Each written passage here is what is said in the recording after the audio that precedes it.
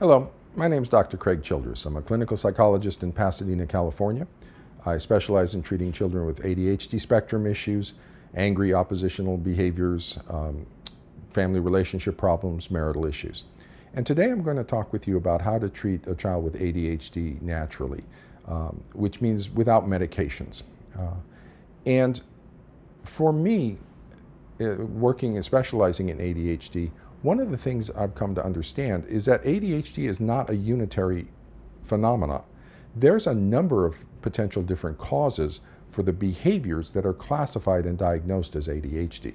They can be relationship-based, trauma-based, genetically based, sensory motor processing issues. And so one of the fundamental first steps in treating a child with ADHD is to understand what's causing the behavior. Behavior and emotion are symptoms. The underlying cause is the brain, so we'd want to look at the different brain systems and how they're working together and what seems to be going wrong in those brain systems that is producing the hyperactive behavior or the inattention. A couple of general kinds of domains that I typically find in my practice, my clinical practice, is problems in sensory motor integration, sensory motor processing, particularly around a couple of sensory systems, one called proprioceptive, the other vestibular. And so in my clinical practice, I will do sort of a screening assessment of the sensory motor systems. And if there's any indication that that could be a factor in the ADHD, I'm going to want a really good occupational therapy workup. That can do wonders for a number of kids that I've worked with when that's been the issue.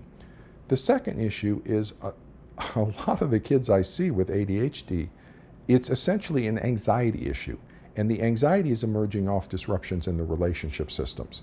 And so, again, it's important to understand what's going wrong with the child, because by treating the relationship systems, and particularly in relationship communication, emotion connections, we can actually treat the underlying anxiety and help resolve the inattention and hyperactive behavior. If you think about it for a second, what are the symptoms of anxiety?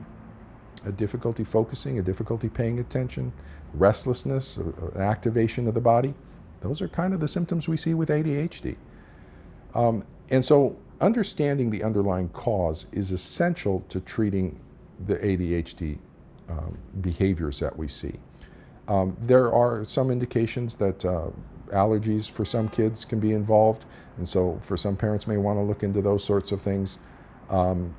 There's food additives and that type of issue involved. In some cases, diet, and it's always good to have a healthy diet. It's always good for everything to have a healthy diet. And so there's broader perspective on things that can also be done. But my first and foremost recommendation is to get a good psychological workup of the underlying neurological systems that are involved so we can target the right system for treatment. If you'd like more information about this or other areas related to child development, you can visit my website, and thanks very much.